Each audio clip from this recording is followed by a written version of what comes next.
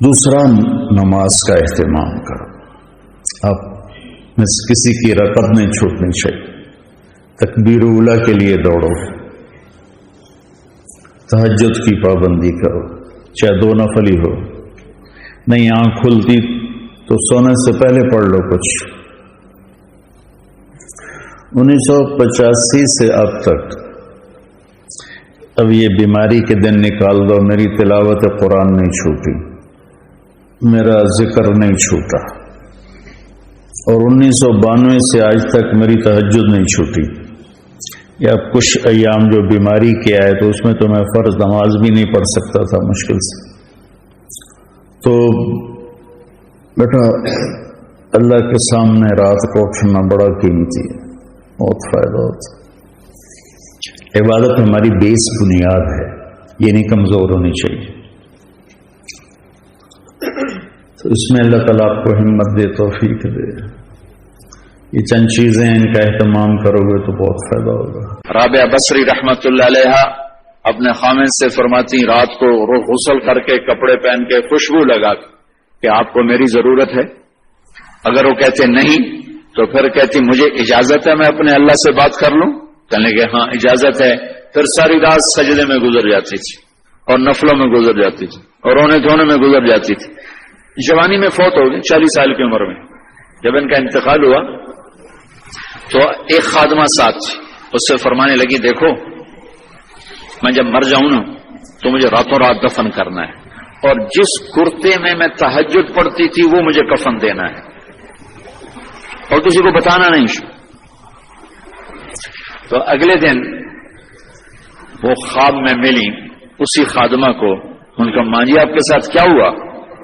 کہا منکر نکیر آئے تھے قبر میں، مجھ سے کہنے لگے من رب کی، تیرا رب کون ہے؟ تو میں نے کہا سبحان اللہ، 40 سال جسے نہ بھولا سکی 4 رات زمین کے اندر آ کے اسے بھول جاؤں گی. تو منکر نکیر کہنے لگے چلو اس کا حساب کیا لینا. تو انہوں نے بڑی خوبصورت پوشاک پہنی ہوئی تھی. کہا آپ کا تو کفن وہ تہجد والا کرتا تھا، یہ سبز ریشم کہاں سے آ گیا؟ کہ یہ سبز ریشم مجھے اللہ نے پہنایا ہے اور تہجد کا کرتا لپیٹ کے رکھ دیا گیا ہے. قیامت کا دن میرے اعمال کے اندر اس سے بھی تولا جائے گا، میرا وہ کرتا بھی تولا جائے گا جس میں وہ تہجد پڑھا کرتی تھی. تو اگر ہم تہجد نہیں پڑھتے کم از کم فرض نماز تو ہو جائے. میرے عزیز وہ بڑے درد سے کہتا ہوں ہمارے 10% سے زیادہ نمازی نہیں ہے. 90% مسلمان نماز چھوڑ چکے. جب آدمی سجدے میں سر رکھتا ہے تو اللہ کی قسم تحت الصراط تک زمین ٹھنڈی ہو جاتی ہے اور زمین کے دوسرے ٹکڑوں پر فخر کرتے کہ دیکھو میرے اوپر سبحان ربی اعلی اعلی کے نغمے گائے گئے ہیں اور میرے اوپر اللہ کو یاد کرنے والے کا ماتھا آ کے ٹکا ہے. میں آپ سب بچوں کی، آپ کے اساتذہ کی محنت کرتا ہوں کہ آپ کا پیشہ بڑا عالیشان پیشہ ہے. آپ تاجر نہ بنو، ڈاکٹر بنو. آپ بچیوں سے بھی کہتا ہوں اگر اللہ کل کو تمہاری چلا دے میڈیکل تو تاجر نہ بننا، ڈاکٹر بننا. مسیحا بننا، ظالم نہ بننا، پتھر دل نہ بننا کہ آنے والے کی ہائے تمہیں رولانے کے بجائے مزید پیسے بنانے کے لیے کھڑا کر دے. ایسا نہ کرنا اللہ کے واسطے. ورنہ میرا یہ دیش کبھی بھی زوال سے نہیں نکل سکتا. ہم نے ایٹمی طاقت بن کے دیکھا لیکن ذلت کے بستیوں میں اور آگے چلے گئے اور نیچے چلے گئے. نماز نہ چھوڑو، کسی حال میں نہ چھوڑو. تمہاری کلاس چل رہی ہے، کلاس کے بعد جا کے پڑھو. آپ کلینک میں بیٹھے ہوئے ہیں، آپ دیکھ رہے ہیں کہ میں شاید مسجد میں جانے میں مجھے مشکل پیش آئی، فارغ ہو کر اپنے کلینک میں نماز کی جگہ بنائیں. اللہ کے سامنے سب رکھنا. آپ گھر میں ہیں، نماز بن جاؤ. اللہ سے جڑنے کا ذریعہ ہے اس کی بندگی اور اطاعت اور اس کے فرائض کا ادا کرنا. اس کے فرائض میں نماز سر فہرست ہے. 700 دفعہ قرآن میں نماز کا ذکر آیا ہے اور 10 دفعہ اقیم الصلاۃ وآتوا الزکاۃ، اقیم الصلاۃ وآتوا الزکاۃ، اقیم الصلاۃ وآتوا الزکاۃ. 10 دفعہ اللہ نے کہا نماز پڑھو زکوٰۃ دو، نماز پڑھو زکوٰۃ دو. عبادات میں مردوں عورتوں کے لیے نماز سب سے اعلیٰ درجے کی چیز ہے. جعلت قرۃ عینی فی الصلاۃ. آپ کلاس لے رہے ہیں، نماز سر پہ آ گئی ہے، اب آپ مسجد کی طرف بھی جائیں، آپ کلینک میں بیٹھے ہیں، نماز کا وقت آ گیا ہے، آپ 10 منٹ کا وقفہ لیں اور اپنے اللہ کے سامنے سجدے میں سر رکھیں، پھر آپ اپنے کلینک پر آئیں۔ آپ آپریشن کر رہے ہیں، وہاں سے نکلنا مشکل ہے، اب 10 منٹ بعد نماز پڑھ لیں، لیکن چھوڑنے کی گنجائش نہیں ہے۔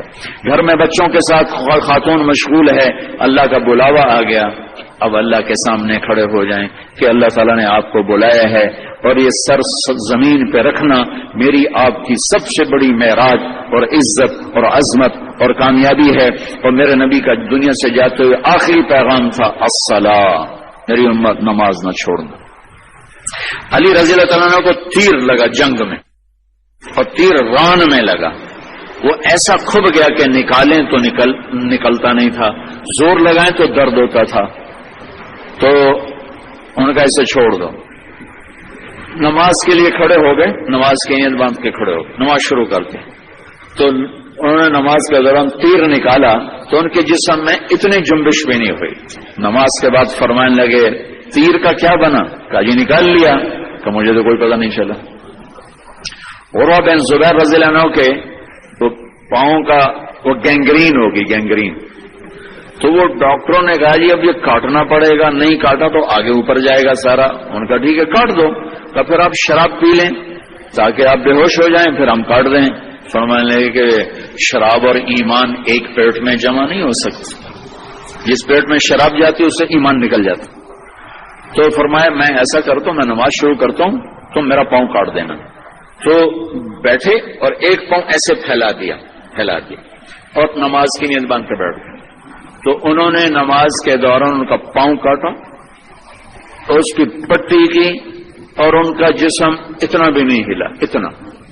سلام پھیرنے کے بعد کہنے لگے پاؤں کاٹ دیا؟ کہنے لگے جی کاٹ دیا۔ کہ مجھے تو کوئی پتہ نہیں چلا، کہ مجھے دکھاؤ کدھر ہے؟ ان کا یہ ہے۔ تو اپنے پاؤں کو پکڑا اور یوں، اے اللہ تو گواہ ہے میرا یہ پاؤں کبھی تیری نافرمانی میں ایک دفعہ بھی نہیں اٹھا، ایک قدم بھی اس پاؤں سے میں تیری نافرمانی میں نہیں چلا۔ اپنے نبی کو نمونہ بناؤ، یہ بات میں نے مولانا سعید خان صاحب سے سیکھی رحمت اللہ،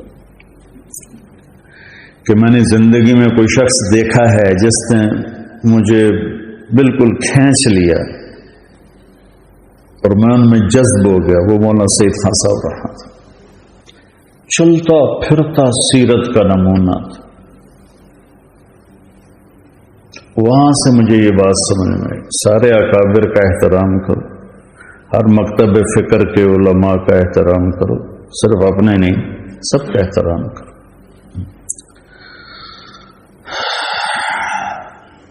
حضرت تھانوی کے سامنے کسی نے کہہ دیا احمد رضا خان کہتا ہے،